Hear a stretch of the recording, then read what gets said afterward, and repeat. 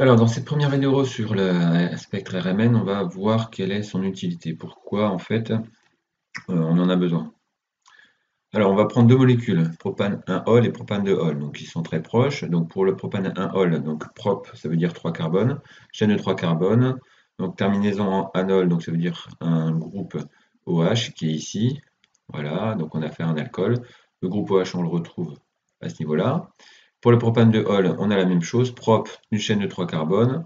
On a anol à la fin, donc groupe OH est ici. On le repère bien à ce niveau-là, sauf que c'est simplement le positionnement qui est différent. Donc en carbone 1 ici, on aurait pu mettre un carbone 1 ici. En carbone 2 à ce niveau-là, ici. Donc ça veut dire qu'on a deux molécules qui sont complètement identiques, c'est juste la position du groupe OH qui est différente. Donc ça veut dire qu'on a les mêmes liaisons, mais pas au même endroit. Alors si on regarde les spectres maintenant infrarouges, on va repérer en fait les différentes liaisons qu'il y a dans ces molécules, donc notamment la liaison CH. On va voir la liaison CO simple. Alors, elle n'est pas dans les alcools, mais bon, elle est là ici, donc on a le positionnement. Donc à 1500 à peu près, 1500, 1050, 1300 donc centimètres moins 1. Et puis on a également le OH, donc comme on a d'affaires des liquides, OH qui va être lié. Donc on a le creux à 3200, 3450. Donc, si on observe le spectre du propanol 1, on va retrouver ici la partie, le creux en fait correspondant au groupe OH. Voilà.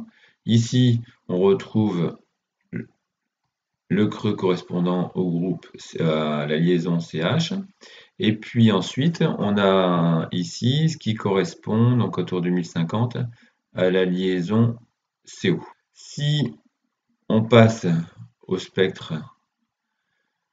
du propane de Hall, on va retrouver la même chose. Ici, donc le creux de la liaison dû à la liaison OH, liaison CH, liaison ici CO, légèrement décalé, mais même si on a des petits égouts ici différents, on voit que le creux là il est identique même si c'est pas la même profondeur, donc on a des spectres qui sont très très similaires. Donc à quelques petites variantes près, mais sinon tous les creux ils sont là, même s'ils sont simplement plus prononcés pour l'un que pour l'autre. Donc qu'est-ce qu'on constate? Que les deux spectres se ressemblent fortement, et que donc pour les distinguer, ces deux molécules, on ne peut pas le faire avec les spectres infrarouges. Donc on est obligé de passer à un autre type de spectre qui permet d'aller plus loin, donc les spectres RMN. Et on peut voir ici qu'ils sont totalement différents. Là on a deux pics, ici on a quatre pics, propane et Hall. Donc là on peut faire une bonne comparaison qui est bien visible. Pour ce nouveau spectre, il y a donc une nette différence entre les deux spectres. Donc ça permet d'avancer et de pouvoir bien distinguer deux molécules qui sont pourtant très proches dans leur construction. Donc c'est pour cette raison que nous allons étudier l'allure de ces nouveaux spectres pour aller plus loin dans la différenciation de certaines molécules. Et que veut dire spectre RMN? Donc ça veut dire R résonance, M magnétique, N nucléaire.